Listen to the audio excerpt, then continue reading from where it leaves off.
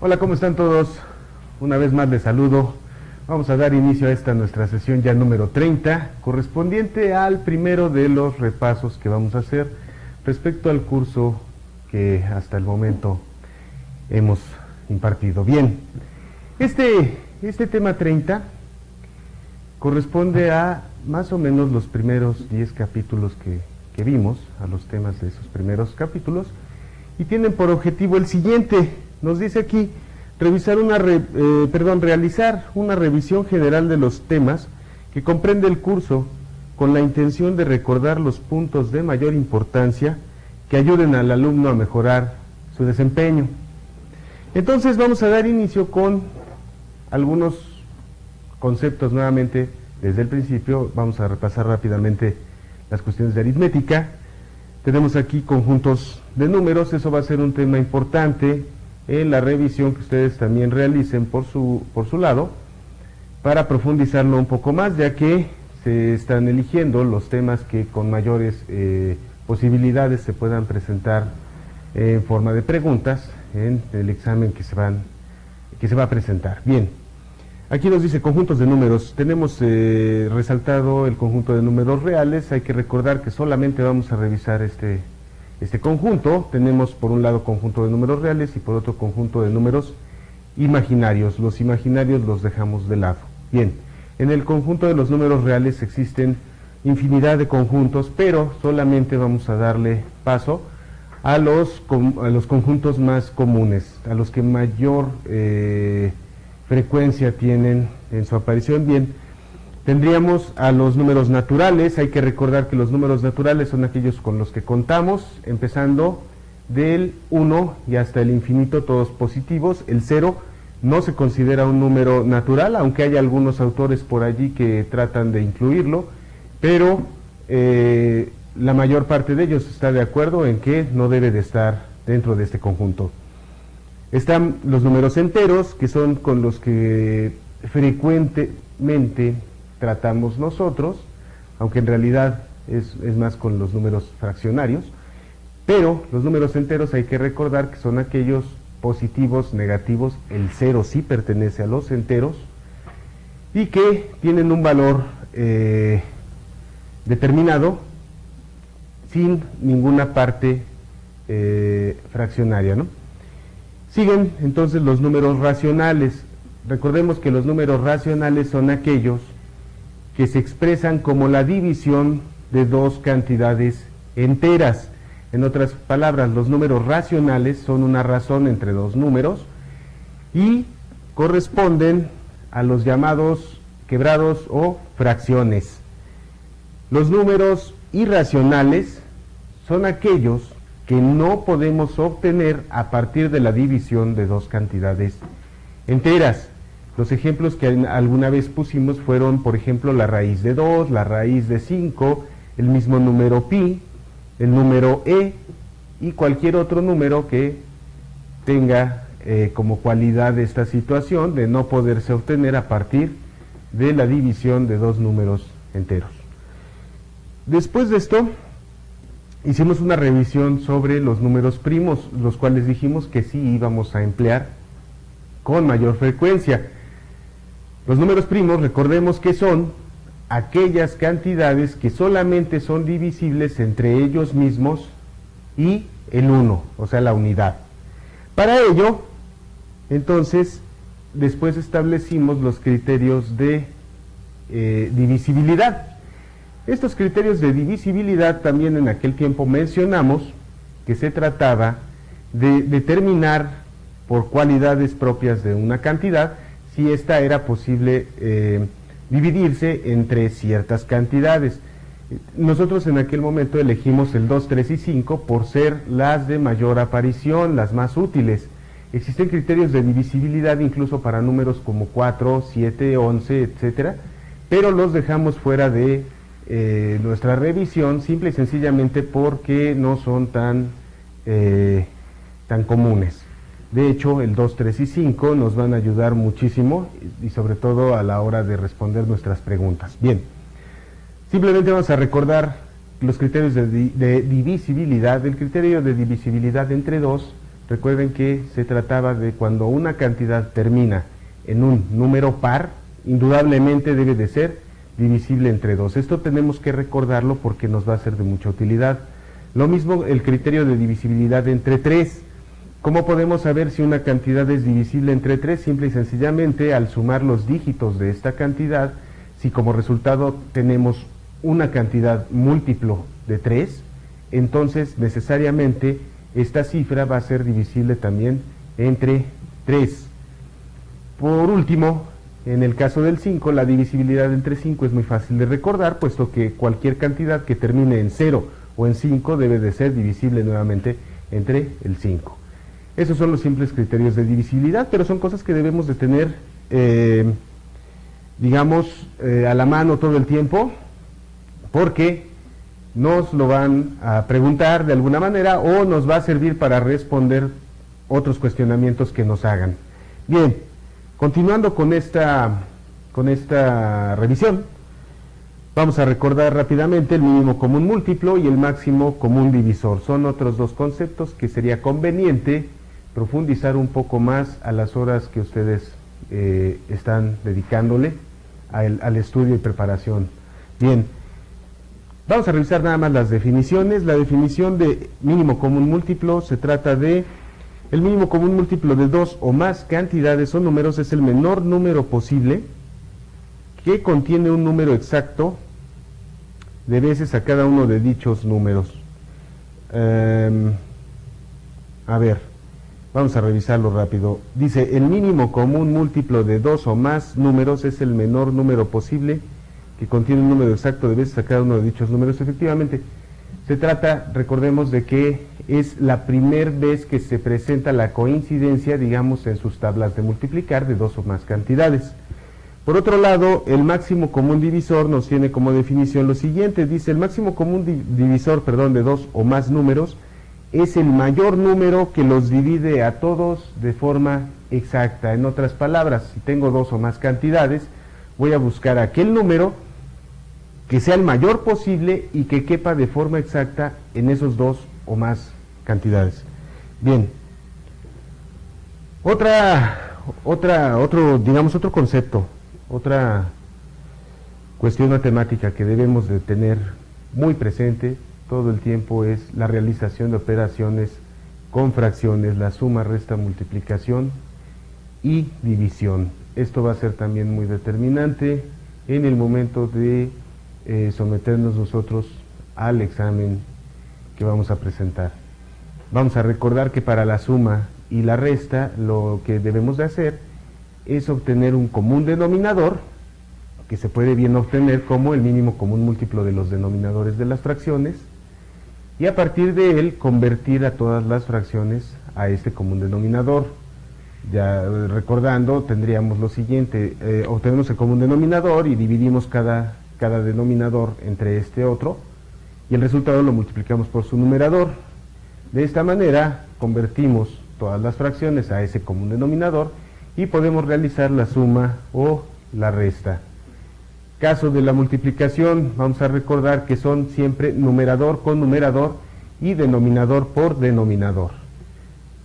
Para la división, ahí se hacen los productos cruzados. Entonces hacemos numerador por denominador y colocamos arriba en el numerador. Y viceversa, tomamos el denominador de la primera fracción, lo multiplicamos por el numerador de la segunda fracción y lo colocamos como denominador del resultado.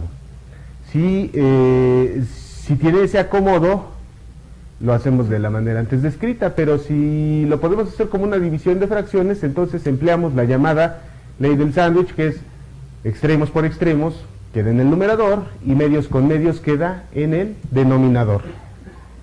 Entonces, debemos de recordar las operaciones con fracciones. Vamos a pasar ahora al tema de radicales. Las raíces y los exponentes son operaciones inversas, pero sus reglas más o menos son parecidas. Así que vamos a revisar las propiedades de los exponentes. Aquí lo pusimos como radicales, pero son más bien para los exponentes, dado que estos exponentes podrían ser enteros o podrían ser fraccionarios. Entonces, la primera de ellas, vamos a recordar estas propiedades, nos decía que para multiplicar cantidades iguales debemos de sumar simplemente sus exponentes. Aquí tenemos a la n por a la m, nos daría simplemente a elevado a la potencia n más n. En la número 2 nos dice que si tenemos una potencia elevada a otra potencia, simple y sencillamente esos exponentes se deben multiplicar, como lo vemos aquí en la pantalla.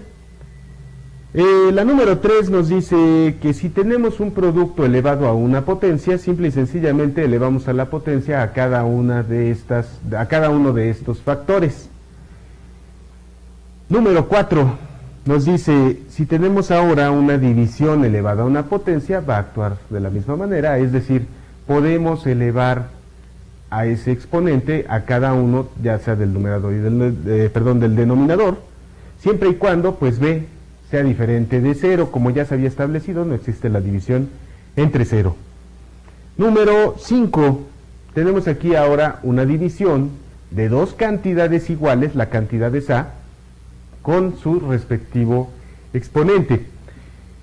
Cuando tenemos esta operación, lo que vamos a hacer es simple y sencillamente restar dichos exponentes. Tenemos en este caso n menos m.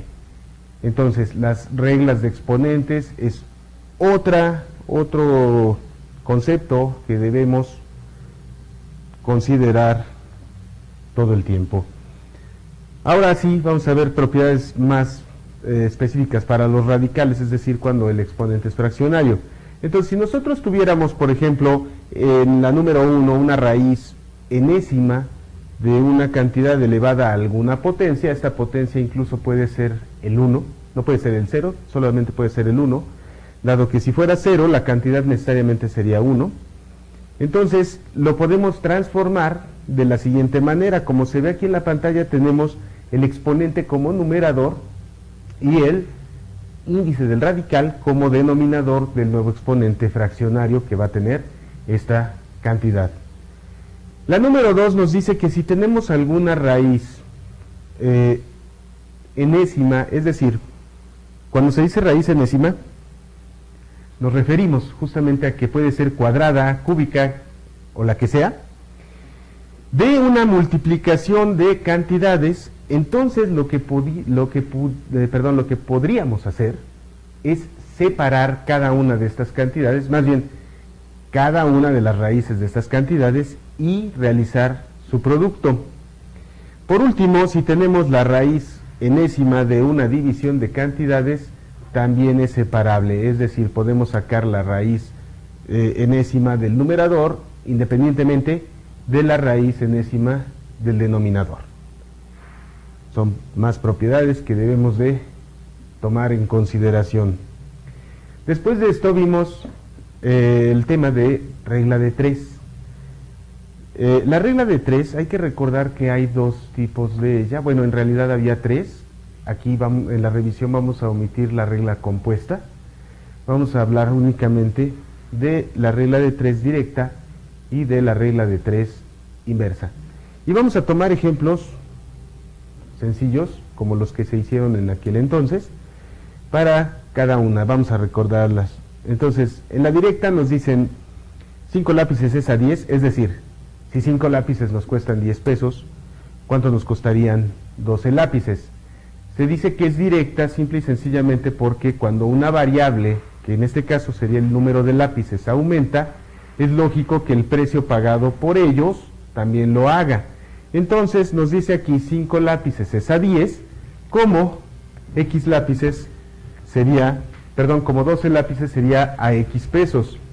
Vamos a recordarlo así, 5 lápices sería a 10 pesos, como 12 lápices sería a X cantidad de dinero. Entonces en este caso podemos hacer 12 es a 5, como X es a 10. De manera entonces nosotros ya sabemos que cada lápiz ha costado 2 pesos.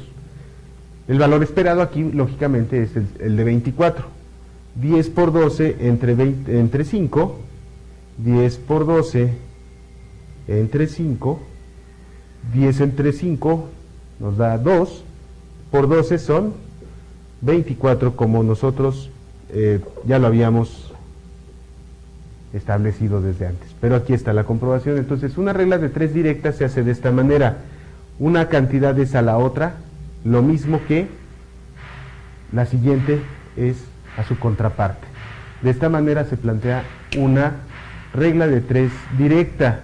Ahora tendríamos también el caso de una regla de 3 inversa. El ejemplo que tenemos aquí es: si 4 trabajadores hacen una obra en 12 días, y lo vamos a poner aquí, 4 trabajadores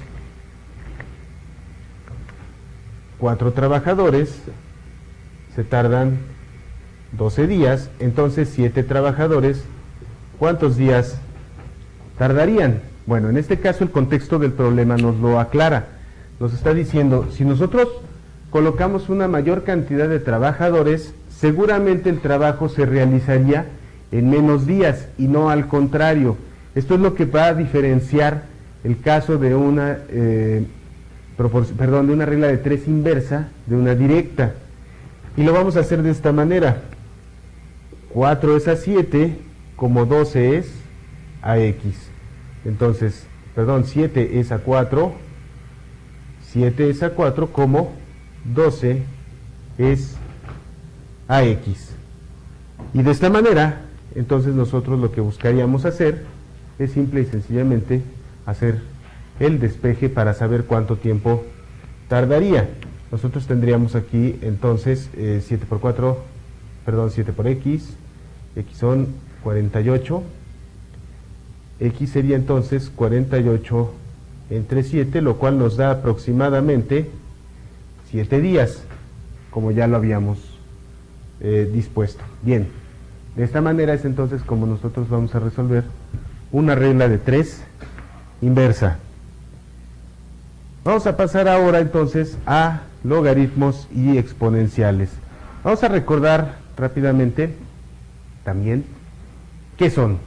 Los logaritmos, aquí tenemos definición y propiedades. La primera de las indicaciones es precisamente el paso de forma logarítmica a forma exponencial, recordando que el logaritmo de una cantidad es un número al que hay que elevar otro llamado base para obtener dicha cantidad. En otras palabras, como lo tenemos aquí, nos dice logaritmo en base b de a es igual a x. Hay que recordar que todo logaritmo tiene una base, y al convertirlo a forma exponencial diríamos entonces que esa base se eleva a esta cantidad de x para obtener la cifra que está aquí denominada como a. Entonces vamos a poder pasar de forma logarítmica a forma exponencial y viceversa, simple y sencillamente diferenciando sus elementos. B, en este caso, es la base. Si lo tenemos en forma exponencial, lo vamos a colocar en donde lo podemos ver aquí en pantalla, logaritmo en base b, como un subíndice, mientras que su exponente es el resultado de ese logaritmo, siendo a la cantidad a la cual estamos obteniendo dicho logaritmo.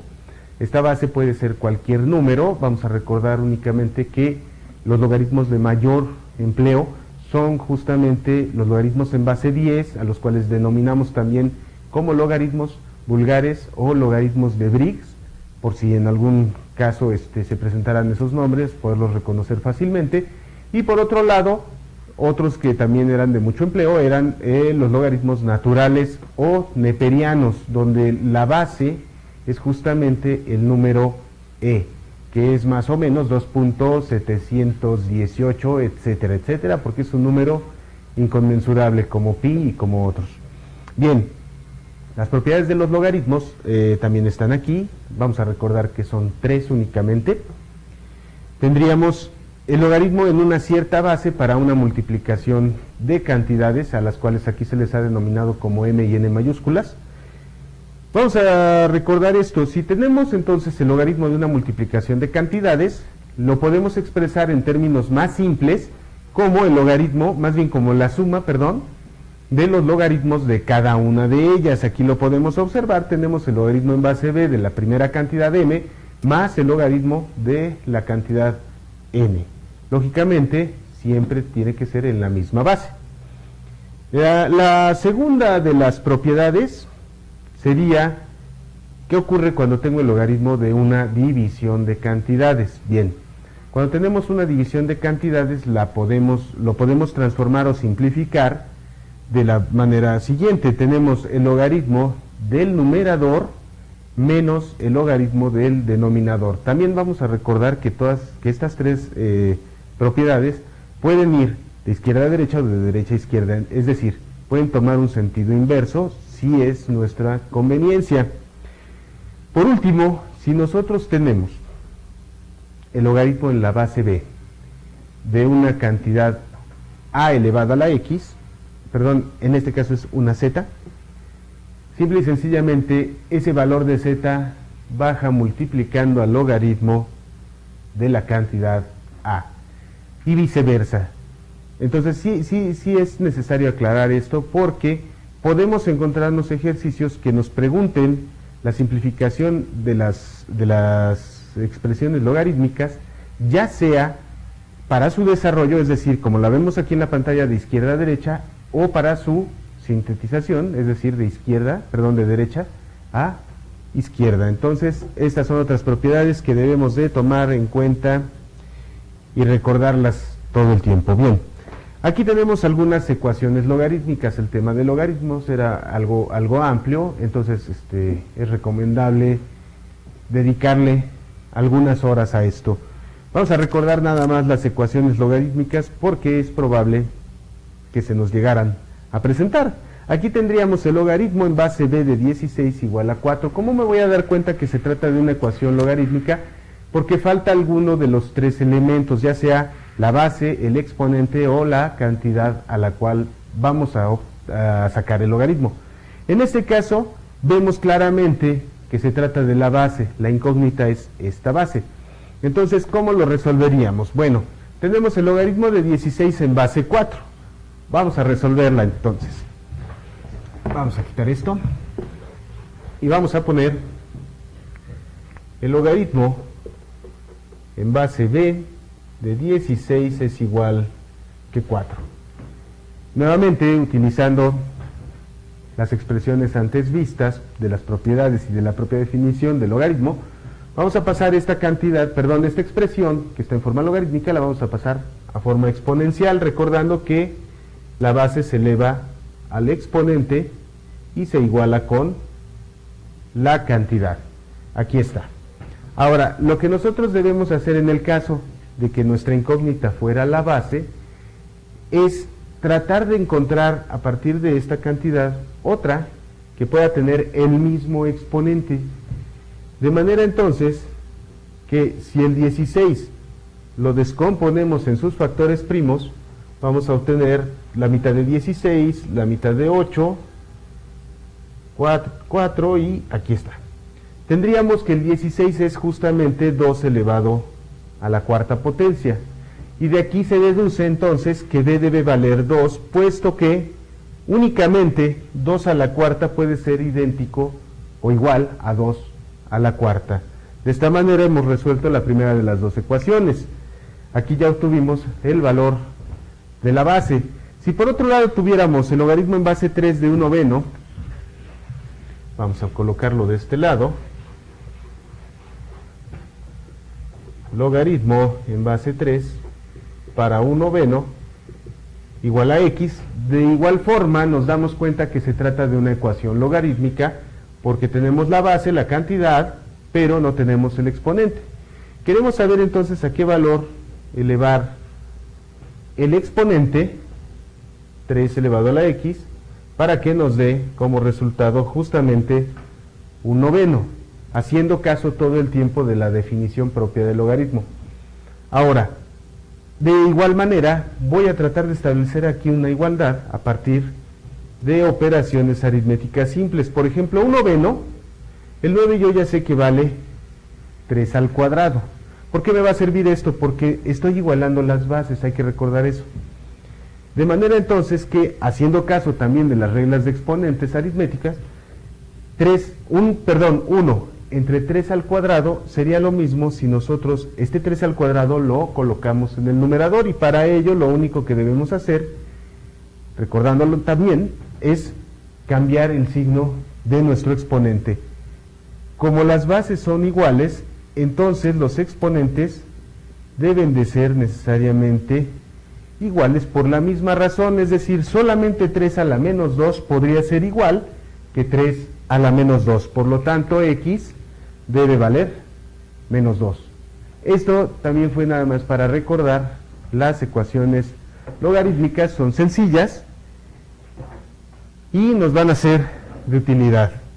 Vamos a pasar ahora a temas ya de álgebra, de los que también se han considerado, que se merecen un recordatorio, que son los productos notables y la factorización. Los productos notables, vimos algunos casos, aquí nada más vamos a recordar los 3 más comunes, que son el binomio al cuadrado, los binomios conjugados y el producto x más a por x más b, que es que son las fórmulas que tenemos aquí en la pantalla. Entonces, vamos a recordar también que en el primero de los casos, en el binomio al cuadrado, puede ser una suma o puede ser una resta, y que solamente el segundo de los términos va a tener a dicho signo. Si es positivo, entonces todas las cantidades son positivas, pero si es negativo, únicamente ese segundo término es el que va a cambiar de signo. Bien, para elevar al cuadrado vamos a recordar que se hace como el primero de los términos al cuadrado, más o menos, dependiendo lo que haya, 2 veces a por b, o sea, el doble producto del primero por el segundo de los términos, más el segundo de ellos elevado al cuadrado. El segundo caso son binomios conjugados. Tenemos entonces a más b por a menos b, hay que recordar su nombre. Los binomios conjugados son aquellos donde los binomios son idénticos, a excepción del signo que separa cada uno de los términos en ellos, y nos da como resultado una diferencia de cuadrados. Por último, x más a por x más b, que no tiene nombre, nada más tiene el nombre de la forma, nos dice que es el cuadrado de x más la suma de a más b por x, y al final se le agrega, es decir, se suma el producto de a más b. Todos ellos tienen su contraparte en la factorización, solo que en el caso de factorización vamos a agregar otro caso, que era el de factor común. Entonces, estas mismas fórmulas se van a presentar en la factorización. Aquí las tenemos, estas factorizaciones frecuentes, donde la primera de ellas se refiere al caso de factor común. No tiene una fórmula, vamos a recordarlo, simple y sencillamente se pone aquí una especie de ejemplo sencillo y tentativo que nos dé la idea de qué es lo que vamos a hacer. En el caso del factor común, recordemos que vamos a localizar aquella cantidad que cabe de forma exacta en todos y cada uno de los términos del polinomio, y la vamos a sacar como un factor precisamente, dejando más bien dentro de un paréntesis aquellas cantidades que, multiplicadas justamente por este factor, nos devolvieran la expresión original. El segundo de los casos es simple y sencillamente una de las fórmulas pasadas, solo que está al revés. Ahora lo que tenemos es una diferencia de cuadrados. Cuando la factorizamos, nos queda como una multiplicación de binomios conjugados. La tercera de ellas es el trinomio cuadrado perfecto. El trinomio cuadrado perfecto se factoriza de manera que siempre vamos a obtener un binomio al cuadrado, entonces se puede observar que están al revés. Y por último, cuando nosotros tenemos el mismo caso, el tercero que vimos para los productos notables, aquí lo vemos en factorización, es aquel en el que decíamos, vamos a abrir paréntesis, colocamos el término común, que es x en este caso, y vamos a encontrar dos números que sumados nos den la cantidad que está en el segundo término, en el de medio, y multiplicados que el último de estos términos. Estas fórmulas de factorización y de productos notables son las más frecuentes, así que es recomendable hacer una revisión un poco más exhaustiva al respecto, no sin demeritar todo lo que se dio en aquella sesión, sino que hay que concentrarse mucho más. Esto se considera de lo más importante o más probable que se nos presente. Bien, ahora vamos a recordar las ecuaciones de primer grado con una incógnita. Teníamos aquí, o más bien tenemos aquí 3 ejemplos y un problema. ¿Por qué? Pues porque también se ha considerado un tema muy importante. Así que lo vamos a revisar. Vamos a comenzar con la primera de ellas. Nos dice 7x más 5. Vamos a colocarlo en el pizarrón. Vamos a ver. Primero vamos a quitar todo esto. Y vamos a colocar estas ecuaciones. Tenemos 7x más 5. 7x más 5. Igual que 4x más 17. Entonces, se trata de una ecuación de primer grado porque la variable o la incógnita tiene exponente 1, primero que nada. Y ahora lo que vamos a hacer es simplemente darnos cuenta de lo que nos están pidiendo para poderlo resolver. Nos dicen que 7 veces una cantidad más 5 unidades debe de ser lo mismo que 4 veces dicha cantidad más 17 unidades. Nos preguntan cuál debe de ser dicha cifra. Recordándolo, vamos a hacer entonces lo siguiente. El signo igual lo vamos a colocar abajo de donde estaba el otro y vamos a pasar, transponer términos, es decir, vamos a juntar a las x de un lado del igual, del que yo quiera, puede ser del izquierdo o puede ser del derecho, y a las cantidades numéricas también al otro lado, al que nos quede respectivamente. Vamos a tratar siempre de recorrer caminos cortos, es decir, vamos a tratar siempre para resolver algún problema, evitar pasos innecesarios. En este caso, me voy a dar cuenta que 4x es más pequeño que 7x. De manera entonces que a nosotros nos va a convenir mover 4x del extremo derecho de la igualdad al izquierdo y no al revés. Si es posible, sí nos va a llevar a la solución, pero nos daría como consecuencia un número negativo. Nos daría 4x menos 7x igual a menos 3x. En cambio, si este 4x que está sumando lo pasamos al otro lado del igual, efectuando la operación contraria, que sería restando, entonces de este lado voy a obtener 3x positivo y no voy a correr ningún riesgo de omisión del signo negativo que pudiera llevarme a un resultado erróneo. De igual manera, entonces el 17, que no se movió del extremo derecho, sigue conservando su signo, mientras que este 5 lo transponemos y entonces nos queda como un 5 negativo. Ahora sí, 17 menos 5 nos da el valor de 12. 3 veces una cantidad es igual a 12. ¿Qué número multiplicado por 3 me da 12? Este 3 que está multiplicando, entonces también lo colocamos efectuando esa operación contraria. Lo contrario de multiplicar es dividir. Y finalmente podemos ver que la incógnita, el valor que estábamos buscando, debe ser 4. En otras palabras, el valor que sustituido en este extremo iguala al extremo derecho debe de ser el 4. Vamos a comprobarlo. 7 por 4 más 5 nos dicen que debe de ser 4 por 4 más 17. Entonces, tenemos 7 por 4, 28, más 5 igual a 4 por 4, 16, más 17. 28 más 5 nos dan 33, y 16 más 17 nos dan también 33, con lo que se comprueba la ecuación. Tenemos otras dos, vamos a resolverlas, simple y sencillamente porque son unos ciertos casos. Aquí tenemos 3 por x menos 2, vamos a colocarlo de este lado nuevamente, 3 por x menos 2.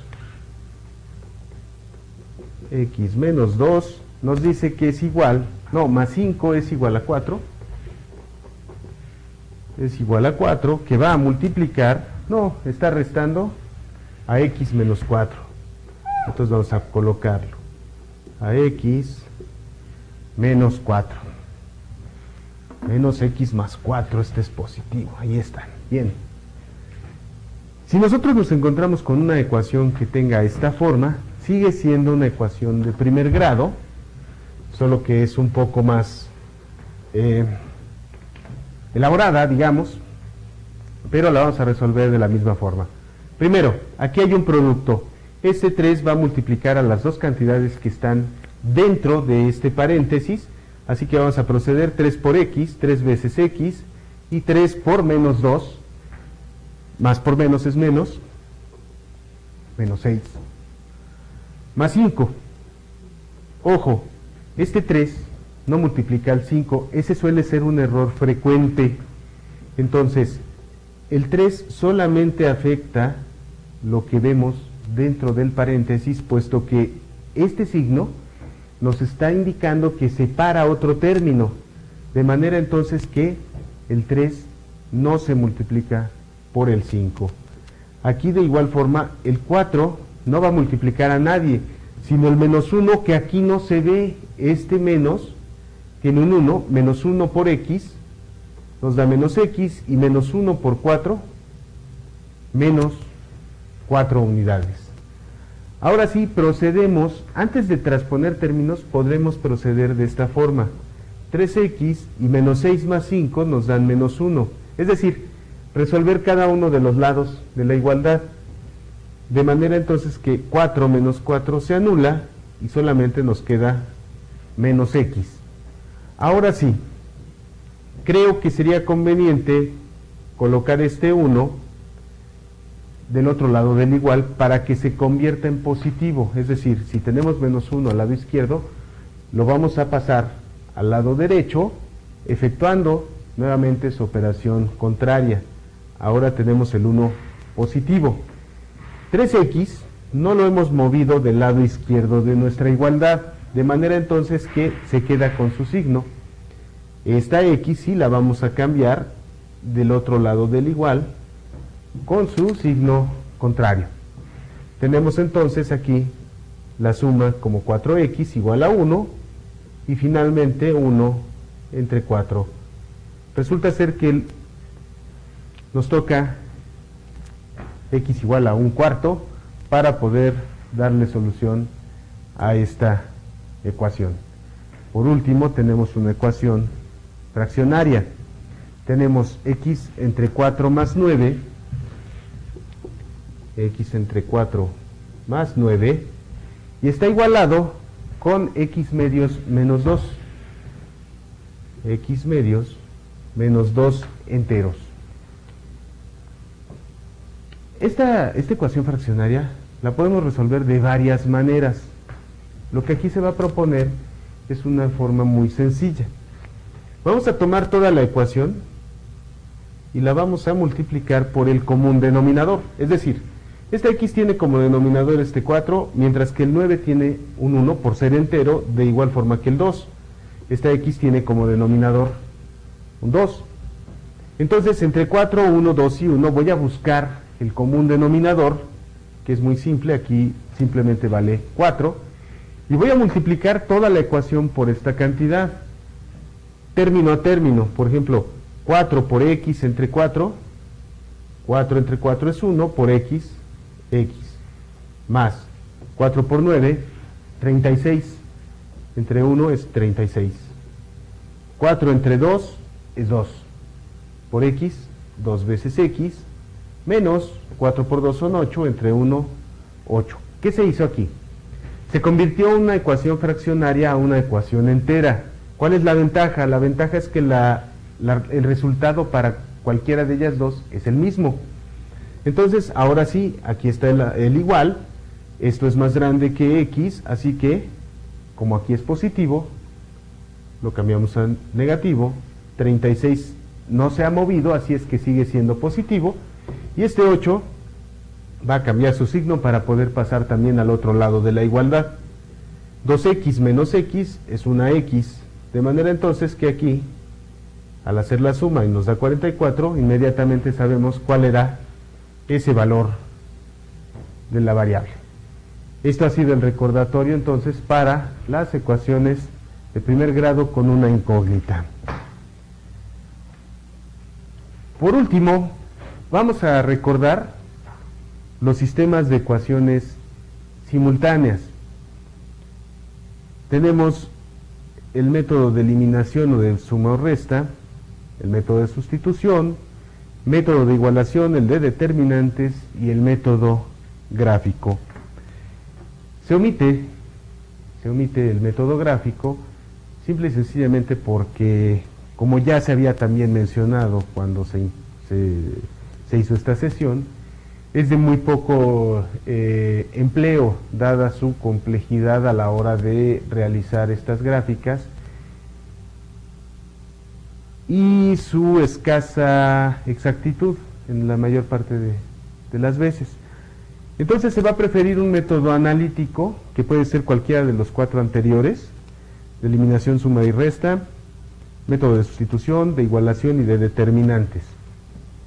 Para ello, entonces, vamos a resolver este sistema por cualquier método. Entonces vamos a aprovechar algunos de ellos. Nos dicen aquí 2x menos 7 igual a menos 17. Vamos a resolverlo entonces. Esa es la primera de las ecuaciones, la vamos a colocar aquí. Tenemos 2x menos 7y igual a menos 17, que es la primera de estas, y la segunda es 5x más 2y igual a 16. Bien. Vamos a utilizar entonces el método primero, suma o resta, o suma y resta. Voy a colocar 2x menos 7y igual a menos 17, 5x más 2y igual a 16, y voy a recordarlo así. Aquí tengo un signo menos y aquí tengo un signo más, así es que tal vez podría yo comenzar por aquí, por eliminar los valores de y. ¿Cómo lo voy a lograr? Voy a multiplicar cada una de las ecuaciones por el coeficiente de la otra de las variables elegidas. Por ejemplo, toda esta la voy a multiplicar por 2 positivo y toda esta ecuación, la segunda, la voy a multiplicar por 7 negativo. De manera entonces que voy a obtener lo siguiente: 2 por 2x, 4x, 2 por menos 7, menos 14y, y 2 por menos 17 son menos 34 unidades. Ahora voy con la segunda de estas ecuaciones. Menos 7 por 5 es menos 35x, menos 7 por 2 es menos 14, menos 14. Entonces vamos a hacer esto. Yo lo que quiero es que me dé aquí 14 positivo, de manera entonces que me va a convenir hacerlo por un valor positivo.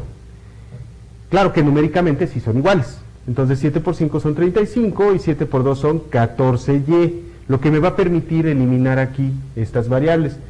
Y 7 por 16, que son 42, llevando 4, 112. Aquí estamos. Entonces, tendríamos aquí 39x, las 10 las vamos a eliminar, y de este lado tendríamos 112 menos 34. 112 menos 34 nos da algo así como 4 para 12, son 8, llevamos una, son 78. Entonces lo colocamos aquí y despejamos. 39 que está multiplicando pasa entonces dividiendo y nos va a dar 78 entre 39. Por lo tanto, el valor de la variable x es exactamente 2. De aquí, una vez que conozco el valor de una de las variables, puedo sustituir en cualquiera de ellas.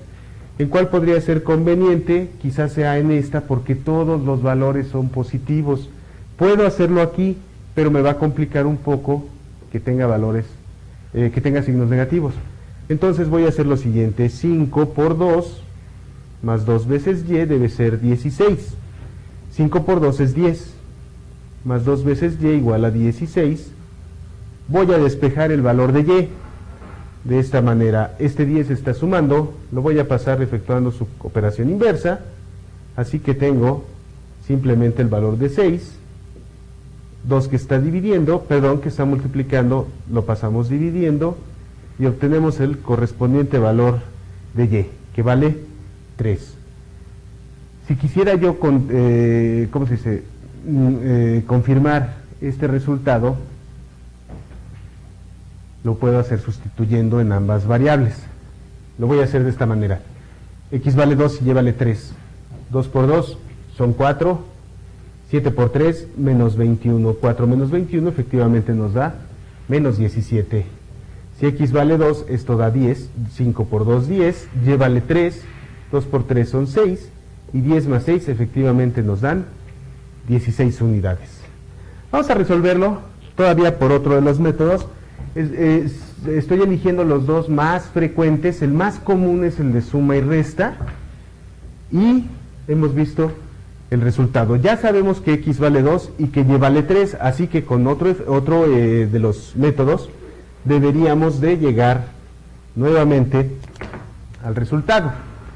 Entonces, vamos a elegirlo de esta forma. Vamos a colocar los determinantes. Se puede hacer por sustitución o se puede hacer por igualación. Vamos a elegir el de los determinantes porque de alguna manera nos lo podrían cuestionar. A ver, entonces, para obtener el valor de x, antes de eso, el determinante del denominador va a estar constituido por los coeficientes de la ecuación una vez que estén acomodados, es decir, x con x, y con y. Entonces lo voy a poner aquí. 2, 5, menos 7 y 2. Para el numerador, la columna de las x la voy a sustituir con estos valores, menos 17 y 16, mientras que la columna de y va a permanecer igual. Hacemos la operación, menos 17 por 2 es menos 34. Hay que recordar lo siguiente, la regla nos dice que cuando vamos a hacer el producto cruzado de regreso, se cambian los signos. Aquí sería más 112. 2 por 2 son 4.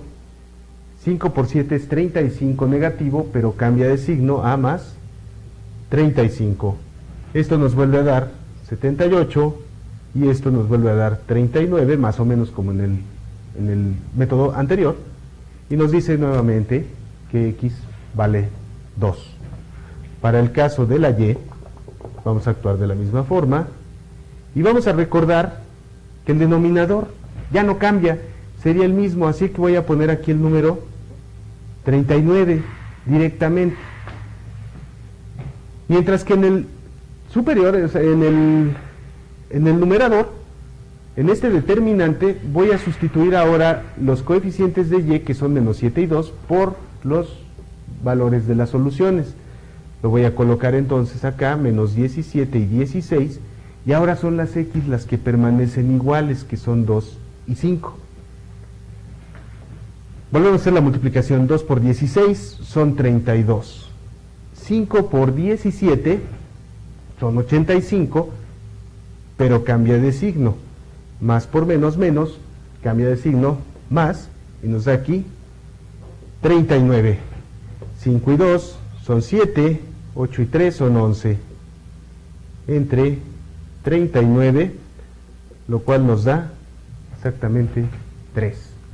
De esta manera se ha recordado también entonces el tema referente a ecuaciones simultáneas y los métodos con los cuales se puede resolver.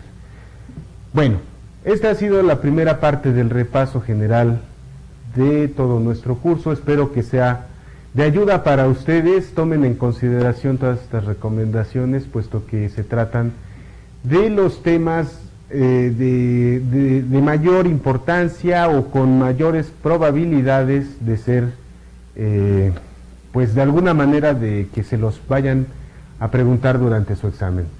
Me despido de ustedes por esta ocasión. Les agradezco mucho su atención. Gracias y buena suerte. Hasta luego.